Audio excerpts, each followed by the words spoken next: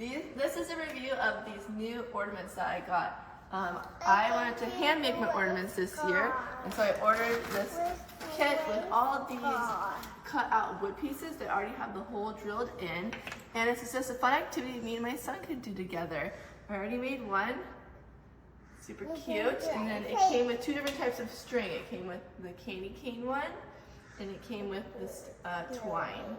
But it's gonna be a fun activity, and both we can make our own ornaments. What should we write? Should we write Jesus? Yeah. Yeah, because Jesus is the reason for the season. That.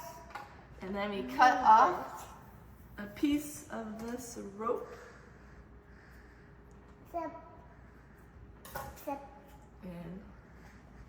we thread it through. Wow. Wow. Ah, super easy to make. Fun little craft. You can use more than markers. If you want, you can use like puff paint or real paint, but we're just sticking with the markers because he's just a young little boy. But I thought this would be a fun activity for Christmas this year, is making our own ornaments. Is that cool, Bo, or what? Run the way. There you have it.